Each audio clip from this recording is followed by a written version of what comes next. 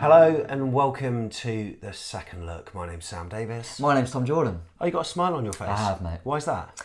Just winning football matches, mate. Come on! Football's quite easy, isn't it? It's all right. Yeah. You know what? Such an enjoyable weekend. Look, we've had a lot of interaction on our tweet today, so we're going to tackle some of your tweets. But Bournemouth beat Sheffield United at Bramall Lane by 3-1, and it was somewhat pleasurable. We totally enjoyed it. So for the 2023-24 season, Back of the Net is sponsored by Green King Sport, where football is more than a game. Yeah, Green King Sports venues are showing every televised Cherries fixture over the course of the season. So instead of turning to the internet for a dodgy stream, get your mates together, get down your local Green King pub and get closer to the action. This year they've launched the Green King Sport Instagram page. They've got the app as well, and it's all home of fan content deals and competitions throughout the season. They've given away Champions League final tickets already and also signed shirts, so you definitely don't want to miss out. No, so drop them a follow on Instagram and you won't just be the first to know about all of this, but you'll also be helping out Back of the Net. So Tom, Bournemouth are cooking. We are. Something's happening here. It feels all very positive all of a sudden. Only a few games ago, we were feeling very negative. There are some people that are whispering in our ear, though.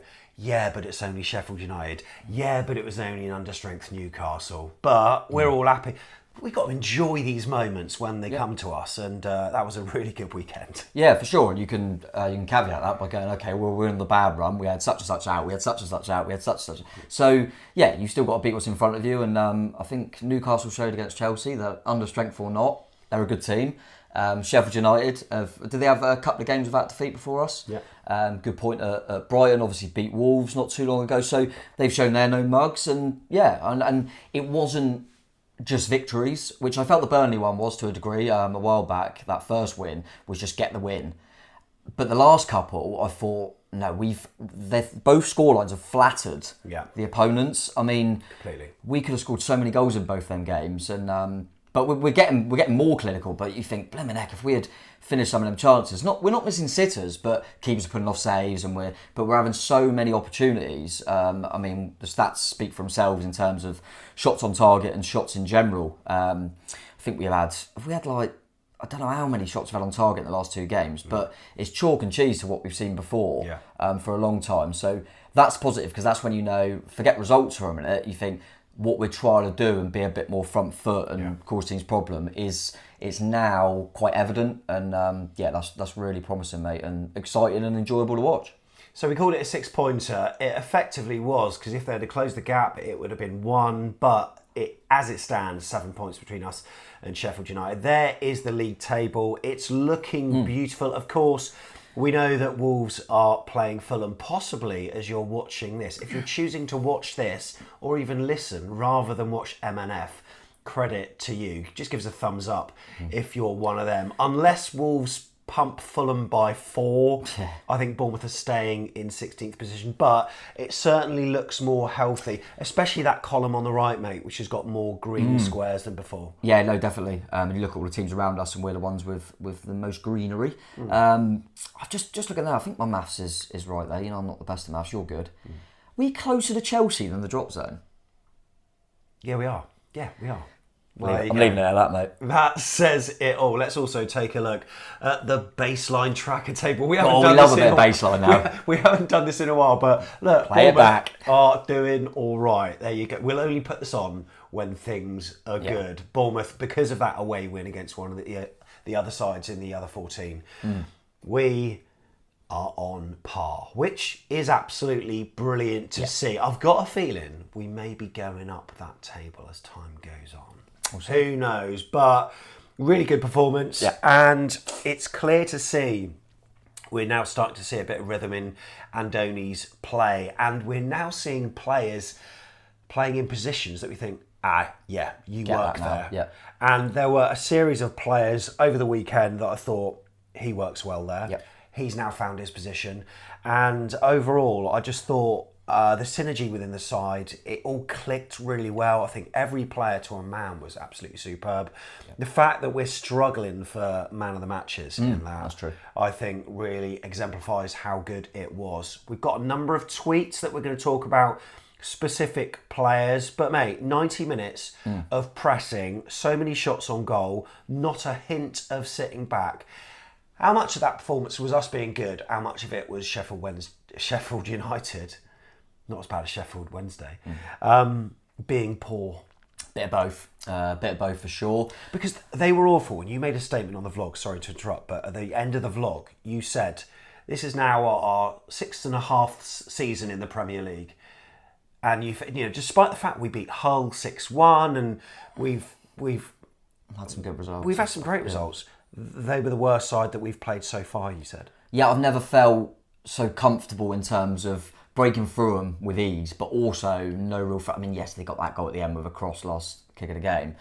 But, I mean, you can go back to Newcastle as well. I think you mentioned it there with, you know, no hint of sitting back and trying to hang on. In them 2 games, Neto's obviously come back in, hasn't he? Which everyone's a bit like, well, you know, hopefully his confidence is back. I think he's had to make kind of 1 save in both games. Yeah. And that's it, really. And he's made them, fair play. And the header he can't do anything about. But that's the main thing. It's not like Neto's had to be brilliant. And that's not only the back 4 and defensive unit playing well, but it's because we're just relentless and teams can't seem to get through us. I think, as you said, Sheffield United weren't very good. Was really surprised at how poor they were. But equally, I think in games like that, if you start so well like we did on the front foot from the off, I think it surprised them a little bit. I think they thought, you know, we should be able to suss it out, but it's Bournemouth at home. We should be in this game for the you know, majority and try and nick something. I think they realised, you know, literally talking in the first 5 minutes, you thought we look like a team that are head and shoulders above them. And I think that really surprised them, and they couldn't get the grips of it at all. They really, really couldn't. And it actually surprised me a little bit that didn't surprise me they let us have the ball.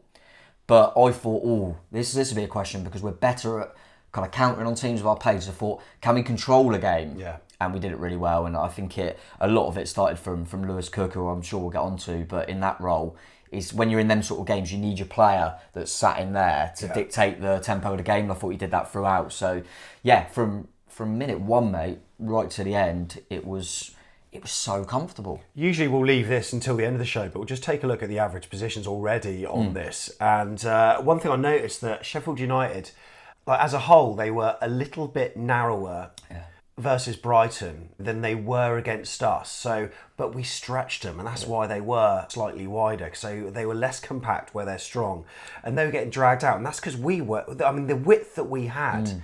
And I've got to praise Adam Smith on one side, Lloyd Kelly on the other, Kirkes, of course, in the second half, but also Semenyo and Tavernier as well, who were hugging that touchline, but then they were coming in as well. They seemed to have the freedom of the park, and it really stretched them. And, you know, I wish we could do that more, but it was so good. Every single player I could single out for praise. I don't think it was a bad performance in that level. No, there wasn't. And I always feel for Bournemouth online because they have to do like 4 nominees. And you think, it's just a it's so hard to pick 4 because everyone was pretty faultless, to be honest, mate.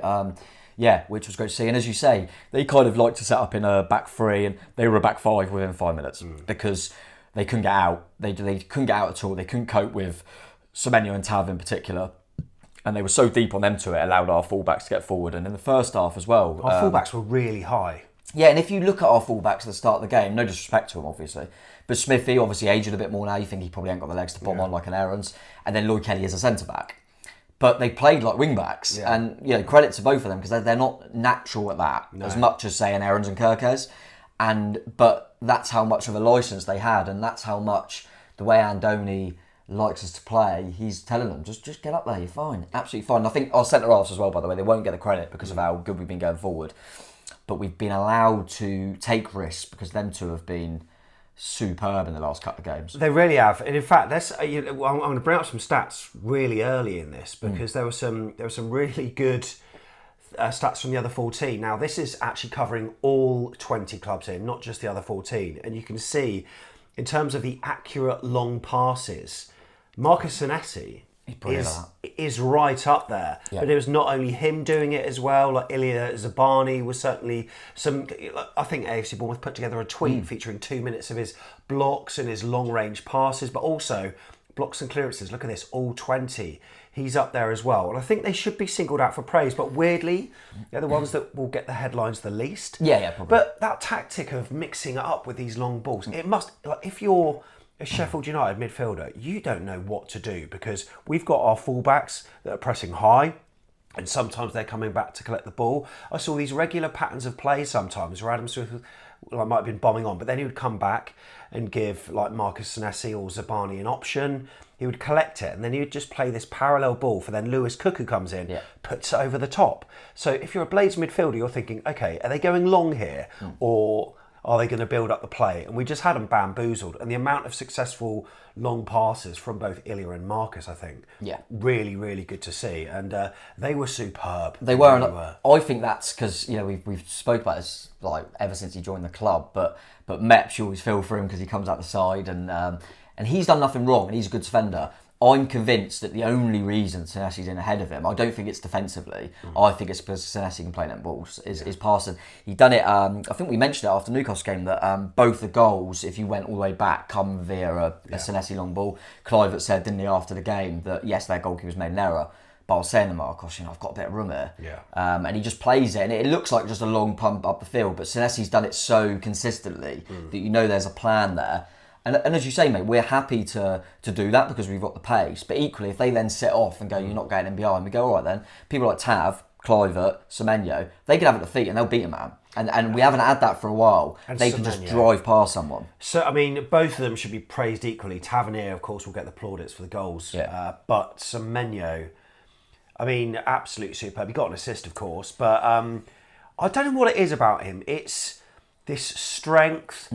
The pace he's got, the directness, the tricky footwork, that lovely little flick he did, like to meg his marker on the right-hand side to then create a chance. All these little moments, of course he got the assist as well, but he's looking like a steal. He is, he really is. And it's obviously he didn't on this occasion, but he always looks a goal threat, which is what you want from your wide men. I always feel like we've been... Obviously, Dom's always got criticism for his lack of goals, and it's been mainly because no one else is pitching in enough. It's only really been Billing. And now we look like, obviously, Tav getting a brace, and Semenyo always looks a threat, doesn't he? Even Cini, when he comes on, always looks a threat. So, that's really exciting. But with Semenyo, I think players like that a lot, they're tricky, they're quick, you know, you get them kind of wingers. He's got so much strength about him that you don't feel like he's lightweight. He can win the ball back. He's not going to get knocked off the ball. He just won't. Just convinced he's better than Saka at this point. I looked at Garner at like 14-1 to win the African Cup of Nations. Put your money on. Put your money on. But Tavernier as well, on that left-hand side, oh my goodness, I just thought he was superb. There were some times where they were crossing the pitch a little bit, so they were almost playing the other way around, but centrally in that central spine. So there's a lot of freedom. Kluivert was linking up well with them as well. And Kluivert was also, you know, coming back and feeding off through balls from Cook and Christie. It was just superb to see. I'm going to put the team lineups up now. So anyone that's listening to the pod, let's go through them. It's Neto, and then right to left at the back, Smith, Zabani, Senesi, Kelly, Cook and Christie holding there, and then Semenyo on the right wing, Tav on the left, and then Kluivert as the number 10. Solanke leading the line. Sheffield United, well, obviously if you watch the preview, as Tom said, he got 11 out of 11. 11 out of 11 and 10 out of 11. I was so close. And the only call was Kluivert, wasn't it? Yeah, I just thought Billing would come back in. Fair play to Andoni for saying to Kluivert, no, you've got the shirt now. Well, can Billing get back in? That's one of the questions we had on Twitter. Can Billing get back in this side? How does he? Do we need him? Of course we do. Of course he can, and of course we've seen very recently how big the squad is because of the injuries. You're going to need your squad. You're going to have a lot of games, Christmas period.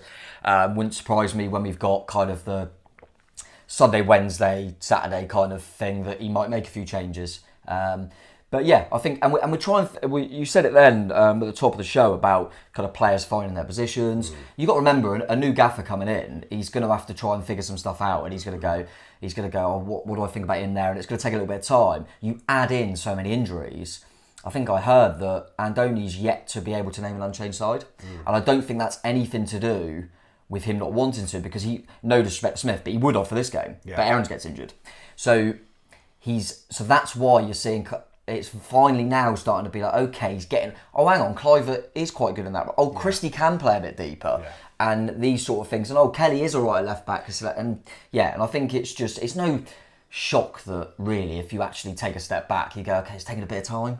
That's all it is, taking a bit of time. We've had injuries chucked in as well, and now we're starting to find our feet a little bit. Playing Christie deeper, I mean, it sort of makes sense because we've always talked about his lack of numbers, and really you need a player in that position who can contribute to some numbers, and Kluivert already has shown that. But you know, he is an engine, and we're not saying that he shouldn't be in the side, but he was so good in that position, and like maybe this is where he should be for us, because him and Cook, I thought combined were absolutely superb. Lewis Cook, it's fair to say he got a few doubters, well maybe not doubters, but after that Wolves sending off, would you say he let the side down? I don't know, but it was one of them where he needed the break to probably mentally reset, and he's certainly come back and shown his true colours with some really good performances, and that one especially, that was a different Lewis Cook.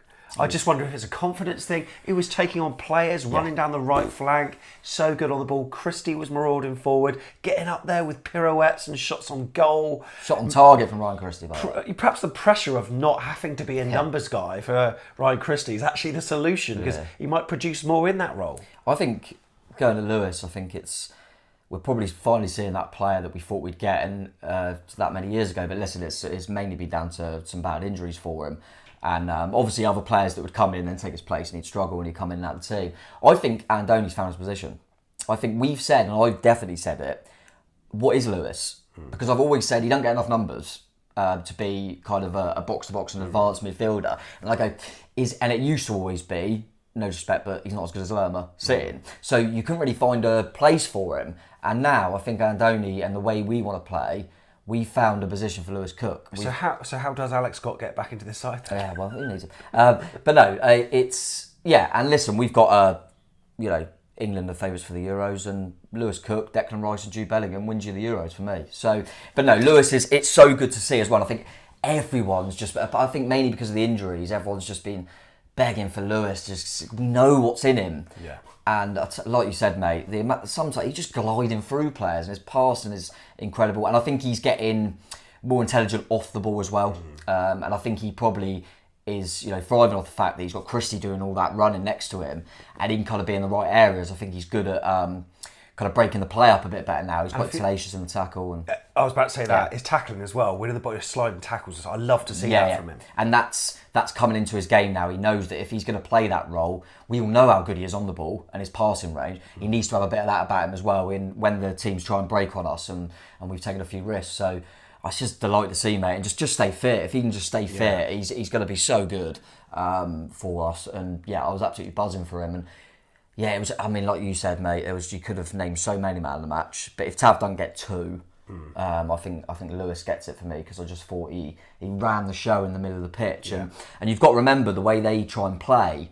They have like wing backs. They don't really have any wingers, so they've kind of really boxed out that midfield. Well, that's right. And we spoke about Harmer, didn't we? Yeah. And how good a player he's been for him. McAtee's a very highly rated player. Norwood always gets around the pitch, and they couldn't get a look in because Lewis just dominated that area with Christie's running as well.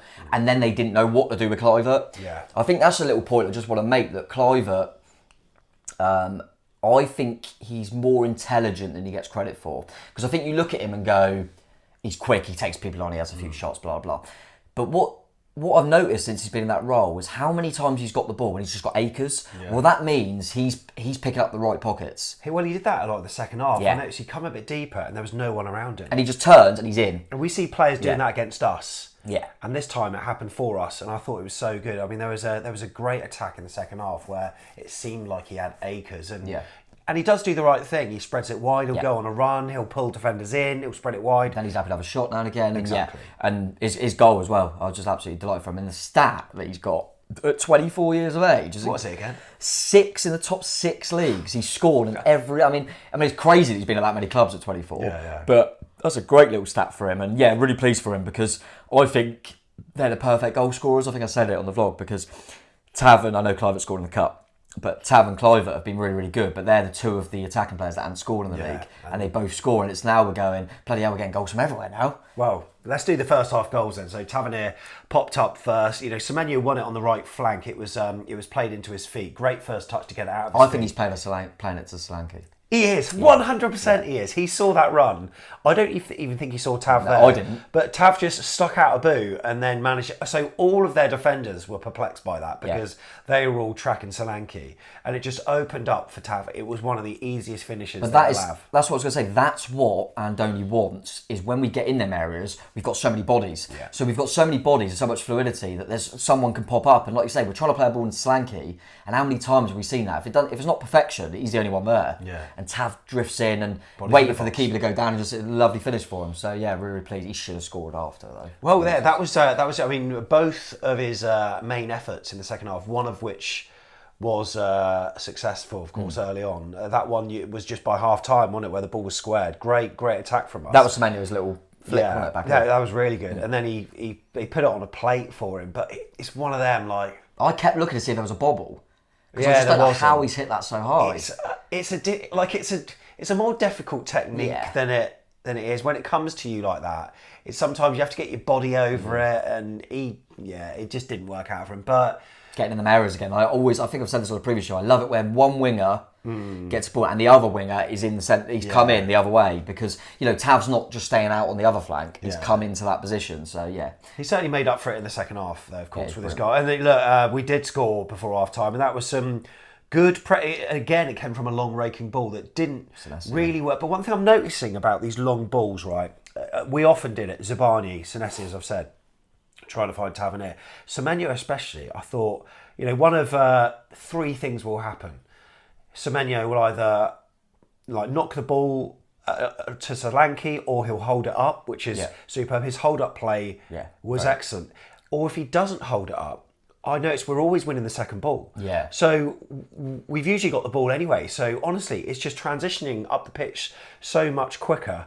But again, it was a ball over the top, and Fotheringham came out. And I don't know what he's doing.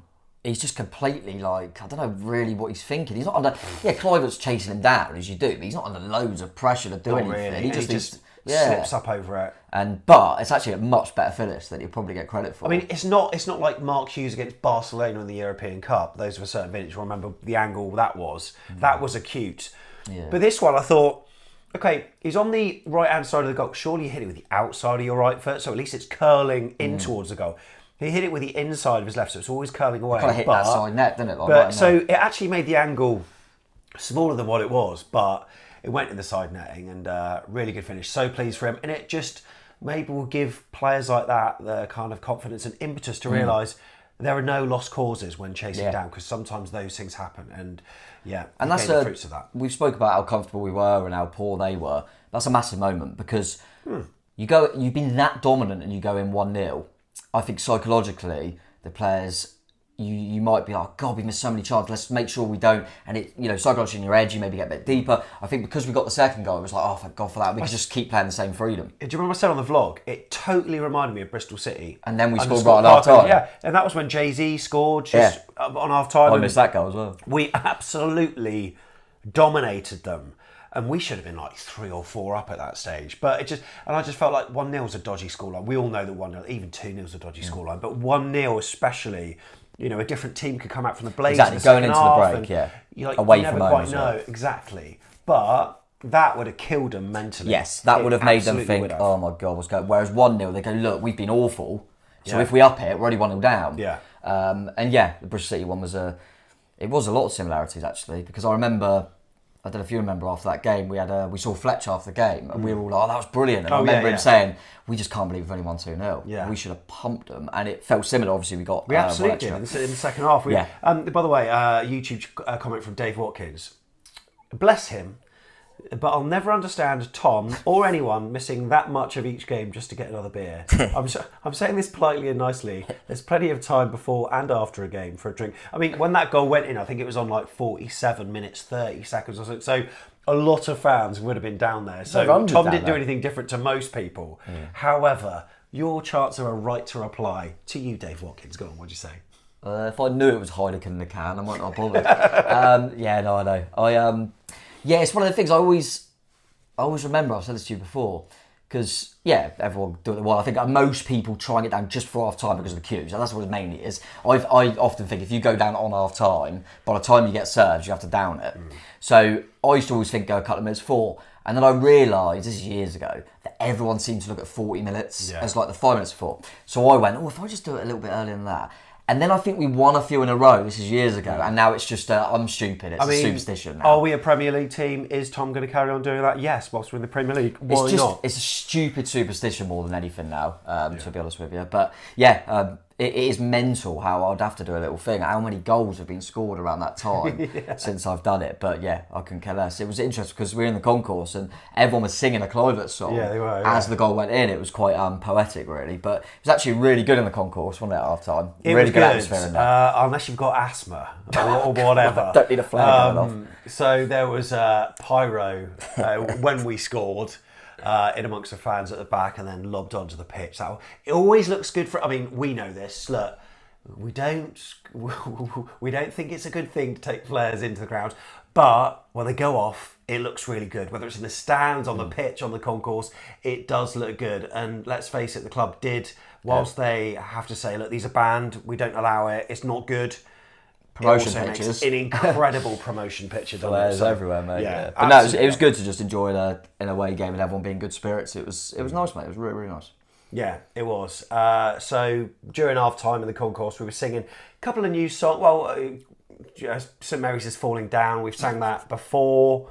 Fraser as a clown. Just give a little poke. Championship for 10 more years. Bournemouth boys are on the beers. Get singing that. And then the Kluivert song as well. Waka Waka. Oh yeah, the Waka Waka. I like that. That's very good. Bournemouth boys sing, Kluivert is on the wing. Na, na, na. I do like that tune, to be fair. But yeah, like I say, it was funny. We were singing that just as he scored. That was nice. Yeah, and then so Kluivert and then Tavernier scoring not so long into the second half. Oh my goodness. Yeah, I didn't realise till after how early it was in the second half. Yeah, it felt because I did see it. I wasn't percent. Yeah, you are. So yeah, I don't know why. In my head, I was like, if I had to guess, I was about an hour on it, but it was like 51 or something. Wasn't it? Yeah, and in terms of his attacking influence, we got these stats off the 12 app here, and just look at that side that he's on. Bournemouth going from left to right here. This shows you the AFC Bournemouth danger creation, and you can see like the darker it is, you can see that's where the danger is created, and certainly on that left-hand side, any time Tav gets the ball, he's good with it.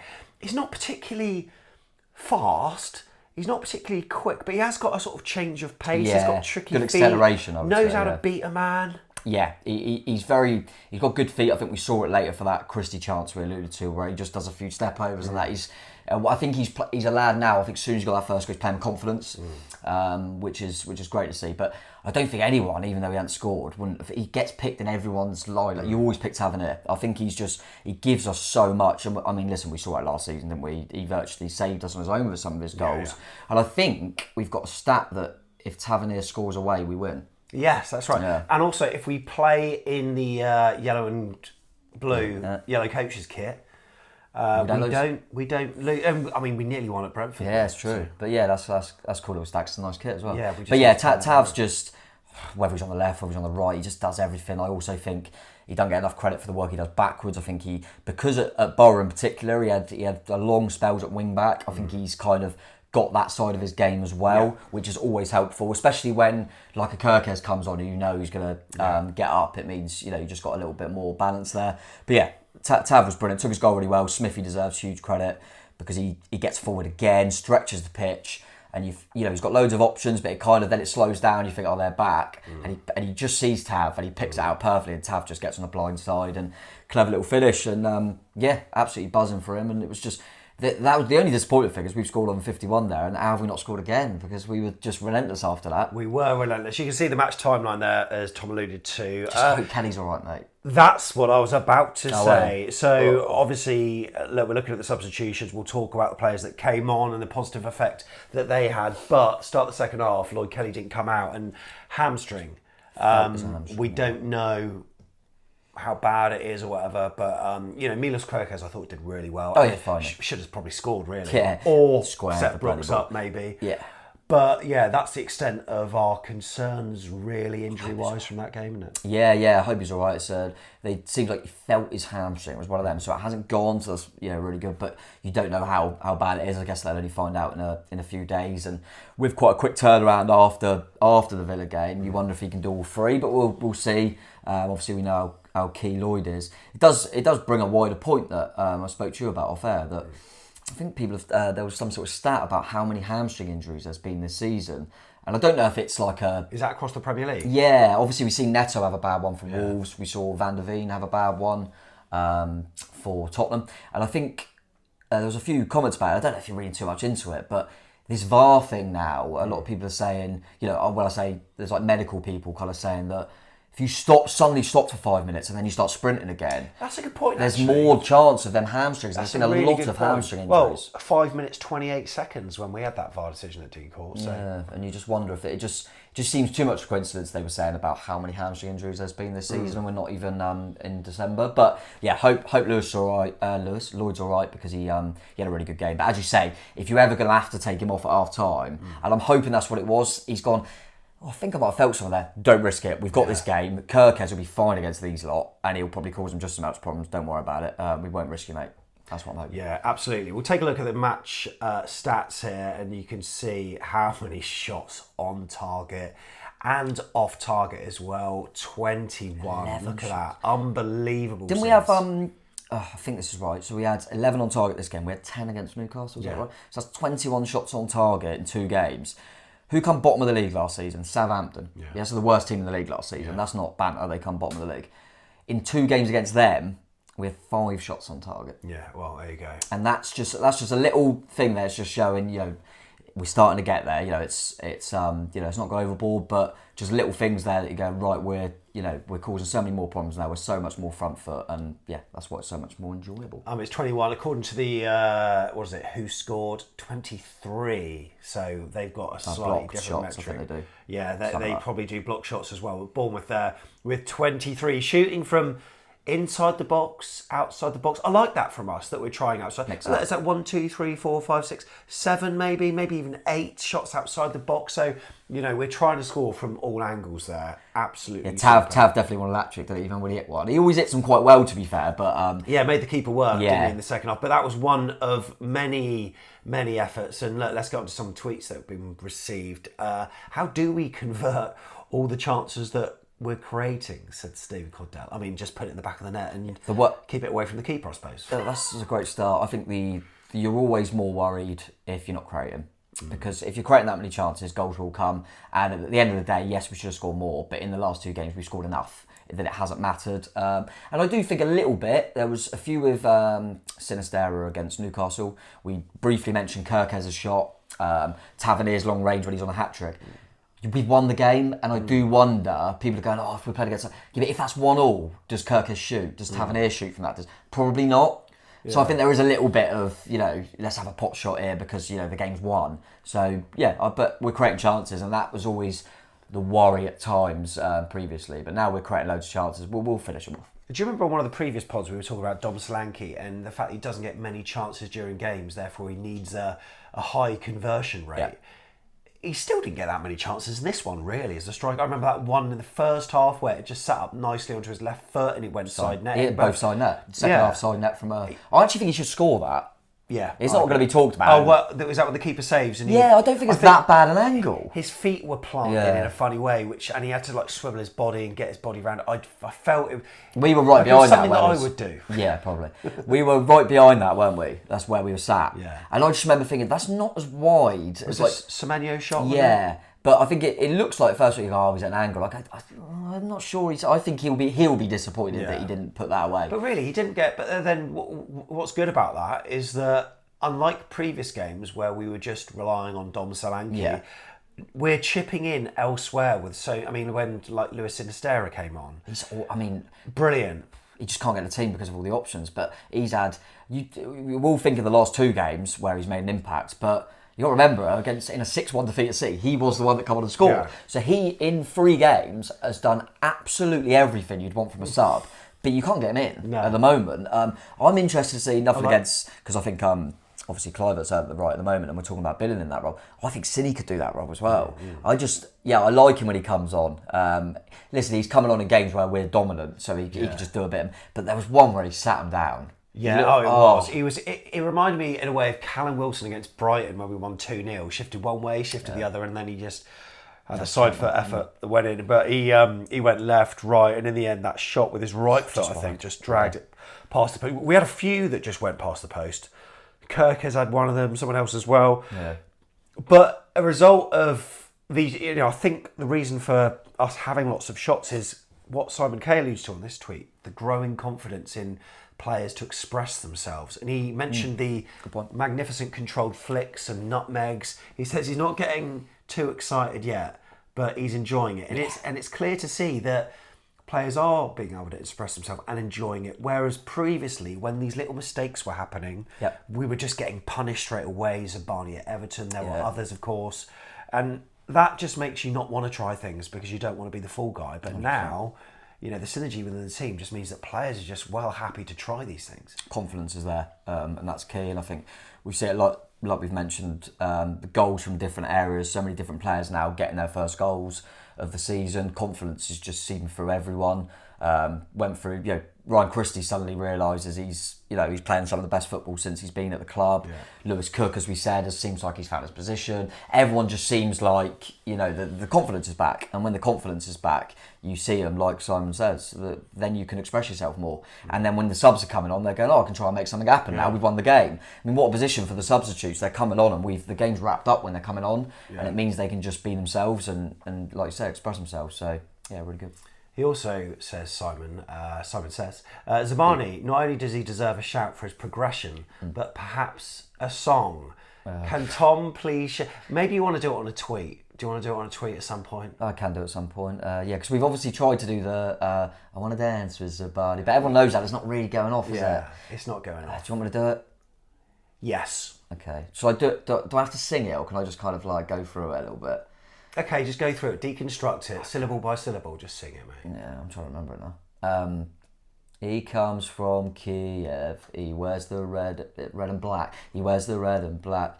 He plays in defence, he starts every attack. He's breaking ankles and Ilias his name. His name's Zabani. Zabani from Ukraine. I like that. Thank you. It was very good. I think it was inspired on one of the international breaks. I think there's a similar one like John Stone's England fans singing. Yeah. I thought, that's quite a good little chant, and Zabani needs one, doesn't he? So. Did you not just write that from scratch? Oh yeah, cut the last bit.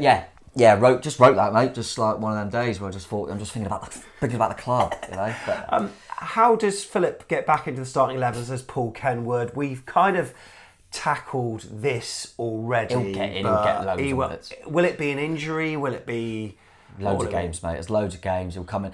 Philip won't let us down. But do you think he's a player that would get a bit pissed off with not starting games? And I don't know, his mentality sometimes I'm like, shrug, or will he be well up for the fight? And I think he'll be fine, because he is one of these players that just has got such natural talent that if his contract was running down, maybe not, but he's just signed a new deal, so true. He'll knuckle down. I think listen, he's not stupid. He always plays. Then he gets an injury in training. We win against Newcastle. He can't then suddenly expect to start, and then we win again. So, but he's still coming on and doing fine. And, I know Kluivert's got that little bit more pace, but Billing, you've got to remember, I felt from a little bit, he's had to play a bit deeper. Since Christie's played deeper, Billing hasn't been playing. Yeah. So I still think Lewis and Christie were Billing in front. I think if Billing had the room that Kluivert's been having, he'd be effective as well. So, yeah, Billing's got a huge part to play still. But at this moment in time, Kluivert's got the shirt. Ben has written, when Scott and Adams come back, who do they replace? Assuming that Christie, Cook and potentially Kluivert stay on the same trajectory of form. And they are on a very good trajectory. But it's game dependent. I think you use your squad now. I think gone are the days really where you just have an 11. I think it's game dependent. I think there'll be certain, we obviously haven't seen Adams, so it's hard to kind of say too much. But the type of player we know he is, there might be games you play in Man City, you go, actually, let's have Cook and Adams. Okay. You don't. For you, who are the nailed-on starters for every Bournemouth game? Who are your everyone's nailed-on? fit. If everyone's fit, who are your nailed-on? So Dom Solanke. Oh. Yeah, Dom Solanke. Dom Solanke, Marcus Tavernier. You'd probably say Neto because he's the number one. No? No. Okay. No, it's my opinion. Lloyd Kelly in a certain position, whether you say in centre-back or left-back, Lloyd Kelly plays. Right. In my opinion. I think Zabani plays. Yeah. I think as much as Smith's been great, I think Max Aarons is your right back. Yeah. Then I would say Lewis Cook and Alex. Alex Scott. So this is when everyone's fit. Yeah. This is these are the players that you're playing regardless. Yeah. Lewis, Scott, Tavernier, Kelly, Zabani, Aarons, Solanke. Well, you find a way of I playing thought them. you might only be able to put 4 in, and No, then I think- like the rest are just modular. Just I put think, them in. yeah, I think it's still game. Semenyo?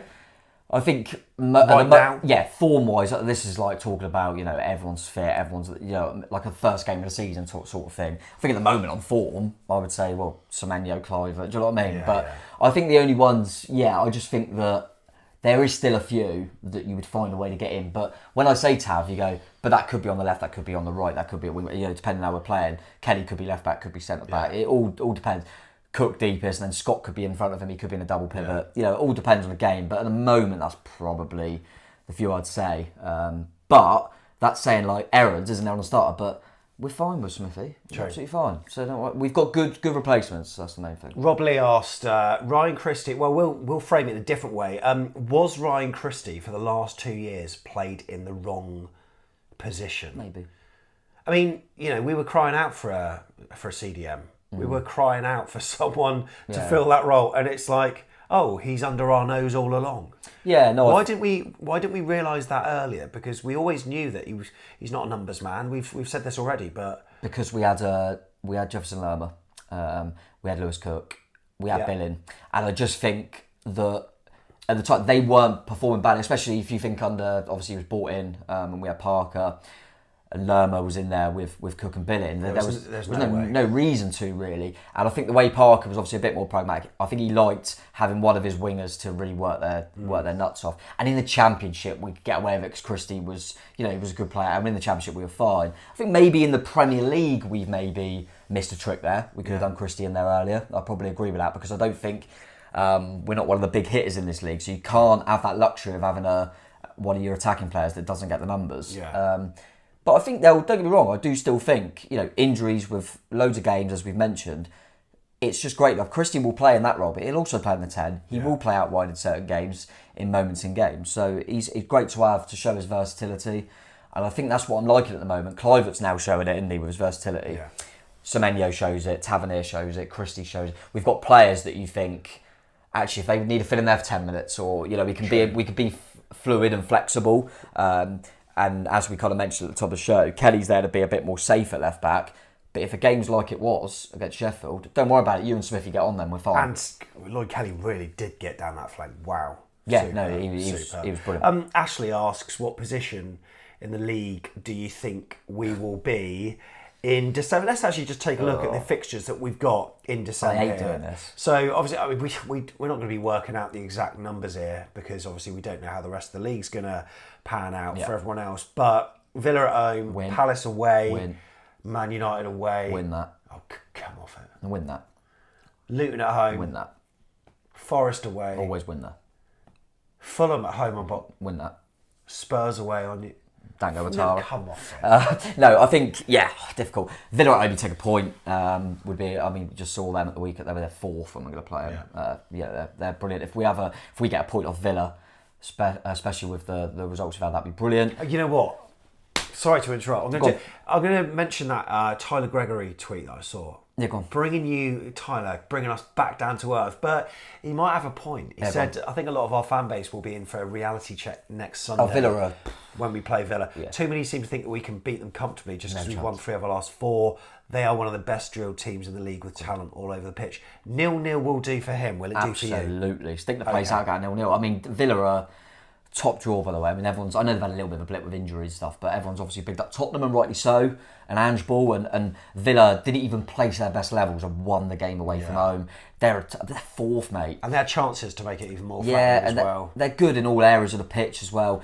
Emery's a very attack-minded manager, so I think it will be a good game. But it'll be absorbing, actually. I mean, if we do manage to get something that's like... Because we will have chances in the break, but I agree with what Tyler said. Let's calm down a little bit, because when we played like this against, I know it's different levels, but you play against City, you can still get pumped. But they do have the odd game where they go off the boil, though. Forest away was one of them, wasn't it? And it's after Europe, which is always handy. You know. But I'd be very shocked if at any point in the game I wouldn't take a draw. I'd be well happy with a draw. So after that, Palace, which is never a nice place to go to. No, this was difficult looking ahead, because I'd go Palace away. Well, if we get some against Villa, I might even take a draw. But if we don't, then I'd want to win. It all depends on other results. But Palace, we don't know where they'll be at in a few games' time, but it's some way you can go and get something, I think. Man United guaranteed to be 0-0 after 90 minutes or a draw, and then an injury time winner or something. What's mental is they're not that far off top four. I think they're the form team in the league, which is crazy. But I still feel like they're not that good. But you'd still listen. I'm being truthful. Definitely take a point at Old Trafford. No. Luton, Forest, and Fulham though. I mean, Forest are relatively strong at home. Relatively. So them three, I think, if you can get 6-7, you'd be absolutely buzzing, won't you? But it's a weird one with Forest because you want to go, and what everyone would go on the outside, everyone take a point at Forest because they're brilliant now. We've got such a good record there. I feel like every time we go there, we win. Yeah. So that's what in my head. But yeah, Forest are a good side. So, but listen, they're all. And then Spurs on New Year's Eve, which yes, we won there last year, but that is a really, really tough game. That really tough. But you never know. But we'll be around 6 for that point. Yeah, well, that would be quite nice. Hope that answers your question, Ash.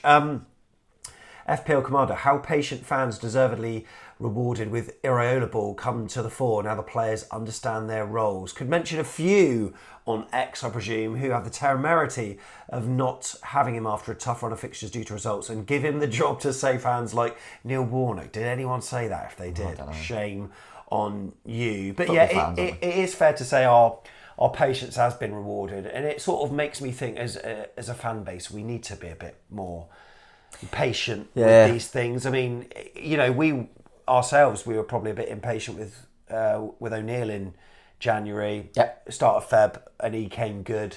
Maybe this shows that you just need to give things a little bit of time, because now you wouldn't want to be getting Iraola if this is the trajectory that we're on, and it's going in a good direction. Yeah, no, definitely, mate. I think there were a few games. I think the one that stands out for me was Everton away, where I thought that I suddenly had a moment where I thought, is this not going to work? Because it was so bad. But yes, patience. It's really difficult. We're football fans, and you be fickle, and it frustrates us after a game, etc. And that's why we do this show, really, to dissect it a little bit more. Because after a game, if we win, I'm as high as a kite. I mean, I did just mention that we'll be sick. Yeah. And then when you lose, you're down in the dubs. That's life, But I don't know.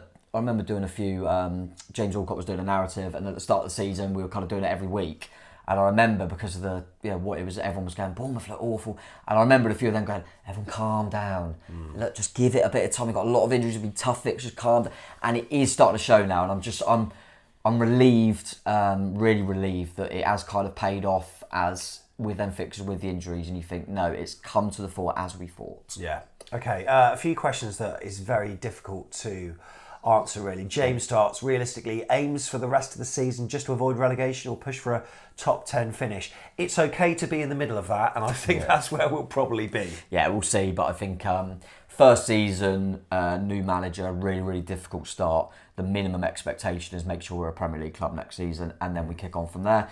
But if we see this sort of football, that's the ideal thing. I think, we've spoke about it enough, but I think with the players we've got, the money we're spending now, we're a team that should stay in the Premier League, and we did that last season. Yeah. But all we wanted to see this season was to do that again, but let's see a little bit more of a philosophy, let's see a little bit more of entertaining football. And I think at the moment that's what I'd take. Make sure we're in the league, and and make sure there looks like there's signs that we're gonna just slow steps moving forward, and the odd plays, the odd points total here and there. One of the next questions I can't answer, someone more qualified like Rob Webber might be able to. AFCB Rob, if you're not following him on Twitter, you should do, because his graphs, pie charts, scatter graphs and all that stuff are things of beauty. After what happened to Everton and the money that we spent in the last couple of years, how confident are we that we're staying within FFP? I think, Everton, was a warning sign to a lot of Premier League clubs, and I'm sure we will know what limits we're operating within, and you just have to trust the process and trust the people that are in charge financially for the Sounds FDs like, and stuff. Everton the only club to ever have a points deduction, doesn't it? Yeah, I'm pretty sure they are. I don't 27 in 2 seasons we had. There you go. So we'll big clubs have points deductions. Everton, don't worry about it. We've all been there. You'll bounce back. Don't worry about it. Jules says, would we sell more in January so he gets game time before the Euros, or is the risk too big as we don't have another out-and-out striker other than Solanke? And I saw a quote from, what's the Welsh manager? Rob Page, is it? That's it. He said he recommended, or has said, that players that aren't getting much game time for their clubs seek a move in January. Well, could he be one of them? Could Meps be one of them? Yes. I'm not so sure about Meps. I think he's got the players nailed down anyway in Wales squad and starting lineup. But I think Kiefer Moore goes in January on loan at a minimum for me, I think. It all depends, obviously. You've got to remember that Wales have got playoffs, so we don't know if they're going to the Euros yet. They've got a good draw, so you'd back them maybe too. But I think Moore would have gone if the Daka deal had come through. Yes, true. I think Moore will, a bit like what we did with Cameron Jones. I think there'll be a team that are trying to get over the line. Moore's perfect for the Championship, so you're looking at, say, an Ipswich, that sort of, do you know what I mean? Just get him in on loan to the end of the season. But we ain't going to let him go unless we have someone. So I think it might be a case of we get a backup in and he'll go, I would have thought. Well, on that note, in terms of Welsh players, Morgan Scott said David Brooks for me was player of pre-season. Had a good spell, scoring away at Brentford. That was special to get his first goal back in the Premier League. Is a loan move ideal for him? And he basically asks, is he technically good enough? Morgan thinks he is, but is he... What do you think? I think at the moment we've mentioned about Sinistera and how he can't get in when some performances would suggest he should.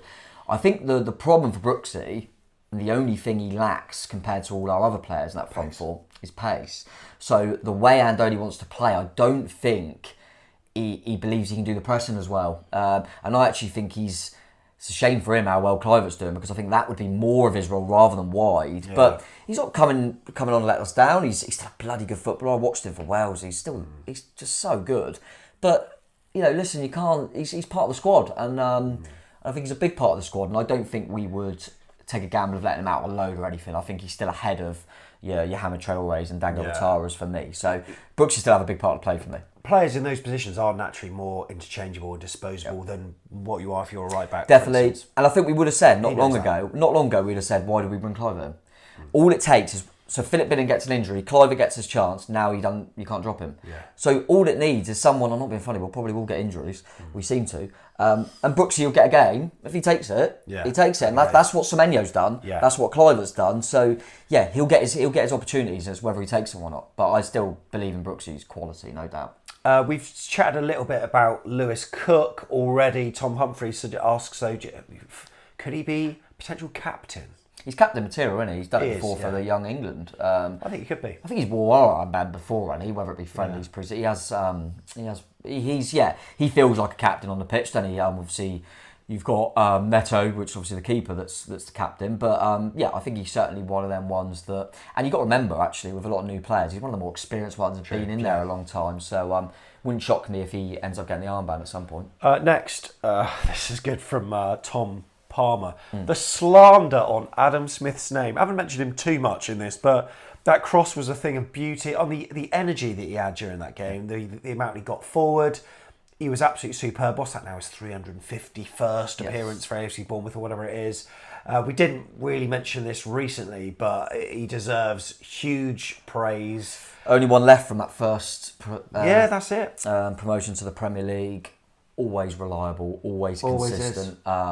Just think for some reason he gets a little bit overlooked because the amount of appearances he's had, the amount he's done for the football club. Yeah. People might not be aware probably, but there'll be young fans that don't remember him when he was on loan for us. Well before Peterborough, that 3-goal goal. Back in the lower leagues.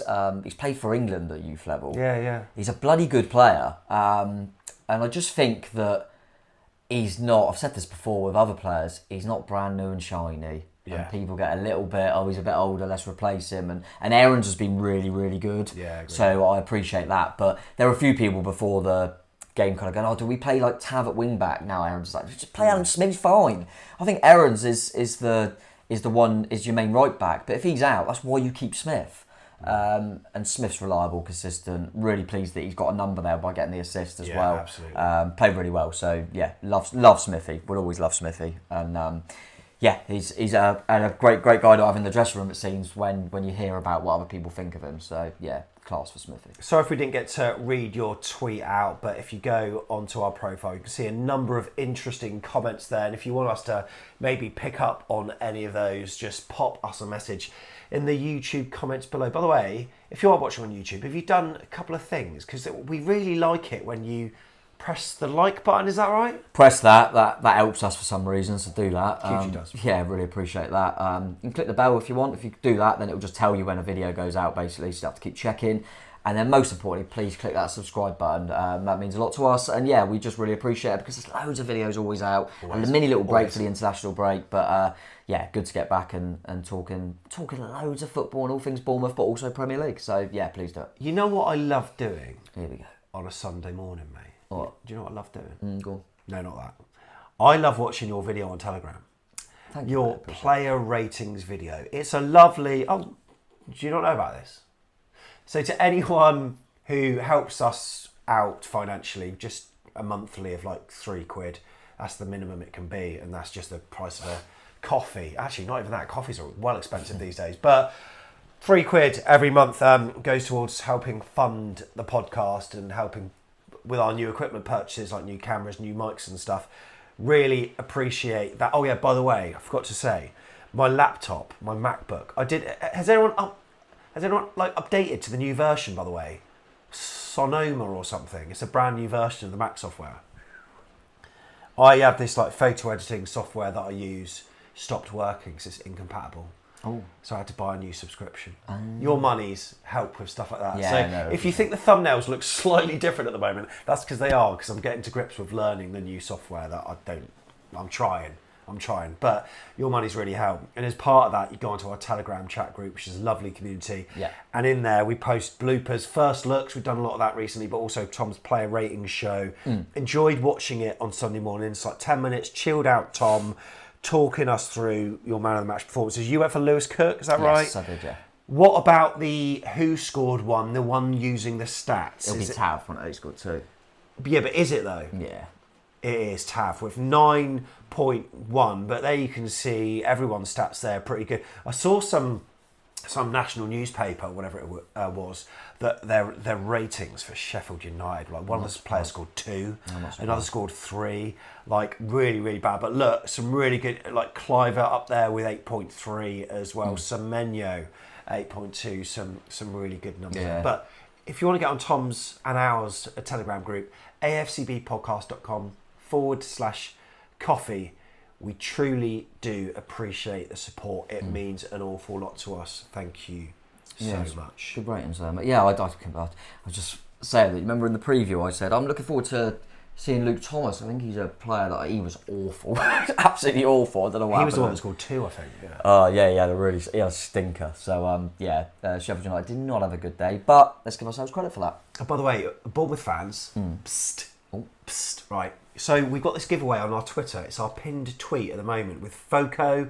You can go on our website, go to the shop, and then have a look at all the licensed product range. You can also buy it from AFC Bournemouth, but if you buy it through us, we get a little bit of help financially. We're giving away some AFC Bournemouth Christmas crackers and a Santa snow globe AFC Bournemouth thing. All you got to do is like and retweet or re-X or whatever. Repost it on X. Follow AFCB podcast and Foco as well, and then just reply with your favourite AFC Bournemouth gift. Now, Follow me as well if you like. Yeah, and follow him, Tom Jordan 21. Now, the reason I'm saying psst is that for some reason that competition has ended up on some like competitions website where loads of like stay-at-home mum and dads are like there like clicking the competition. So we're getting loads of random followers and like retweets from people that aren't Bournemouth fans. We really want this to go to a Bournemouth fan.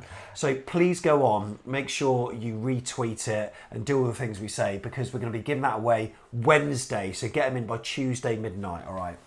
Nice. Well, I like that little snow globe, I want it. Oh, mate. Can I enter? Yeah, but if I win, it looks bad, doesn't it? Well, enter, and if I love it if I win. If your name's drawn, then we'll just redraw it. But just to see.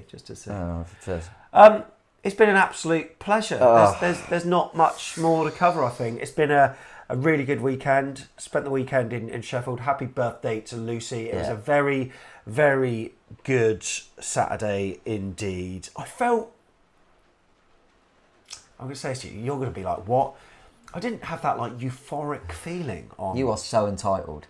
I just didn't have You're that. You're just an entitled fan of a big football club that win football matches. Is it just because it was like they weren't much competition at all? Yeah, I think it was comfy. It's rolled over almost. I think if they had suddenly just randomly nicked a couple at 2-0 and then we scored last minute, it would have been different. It was just no, I kind of get that, but I always enjoy winning football matches. Thought it was really good. I did enjoy it too. Yeah, I'm just really liking last few games, just having a go and just being I can't take my eyes off it because you think we can attack at any moment. It's just great fun. So yeah, really enjoying it, and yeah, we've got a really, really difficult one next. So we'll see how we get on. That'll really see where we're at, I think, against top opponents. So yeah, looking forward to it though, mate. And let's bring in some of those chants into Dean Court because they're quality, and and we know what a good atmosphere does at Dean Court. It was great against Newcastle, great against Burnley.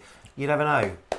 Bring home the 3 points. You never know. Look, content galore. Premier League show tomorrow. Away day review show Wednesday. It's a Sunday kickoff, so a bit later on in the week we'll have our opposition view and then the preview.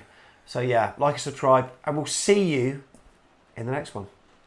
Cherries. Come on! With your super Iraola. He knows exactly what we need.